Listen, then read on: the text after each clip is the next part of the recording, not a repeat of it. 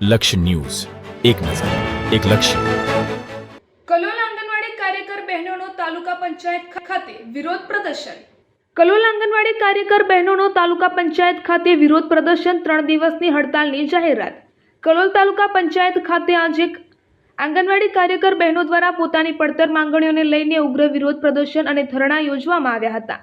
મોટી સંખ્યામાં બહેનો ઉપસ્થિત રહીને સરકાર વિરુદ્ધ નારાજગી વ્યક્ત કરી હતી।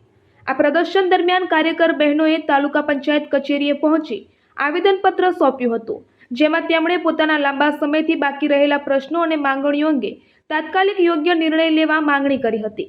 આંગણવાડી કાર્યકર બહેનોની મુખ્ય માંગણીઓમાં પગાર વધારો, સ્થાયી કર્મચારીનો દરજ્જો, વધારાના કામોનું યોગ્ય વળતર તેમજ સુવિધાઓમાં વધારો જેવી મહત્વપૂર્ણ બાબતોનો સમાવેશ થાય છે। કાર્યકર બહેનોનું કહેવું છે કે જો તેઓ વર્ષોથી ન્યૂનતમ વેતન પર કામ કરી રહી છે, જ્યારે તેમની જવાબદારીઓ સતત વધી રહી છે।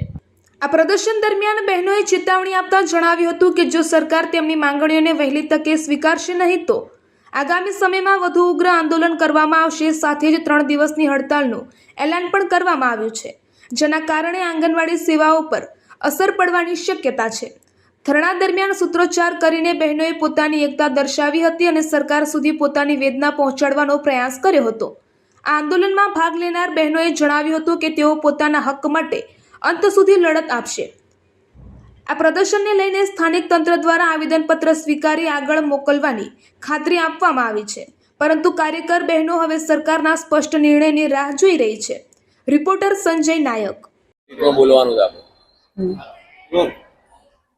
મારું નામ નાઈ અમિતાબેન ગોવિંદભાઈ છે। અમે કલોલ આંગણવાડી કેન્દ્રમાં અમે એટલે ગામડાની આંગણવાડી કેન્દ્રમાં છીએ અને અમારી માગણીઓ કેટલાય વર્ષોથી 7 વર્ષથી અમારી ચાલુ છે, પણ અમારી માગણીઓ સંતોષાતી નથી।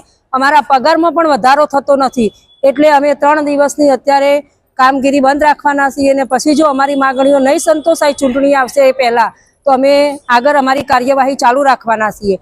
અને એની અંદર આ સમયે અમારે ઓલ ગુજરાતની બહેનો રહી, એ ઓલ ગુજરાતની આંગણવાડી કાર્યકર બહેનો રહી, એ બધી જ તૈયાર છે અને આ 3 દિવસ ઓલ ગુજરાતની બહેનો અમને સાથ સહકાર આપવાની છે આંગણવાડી માટે।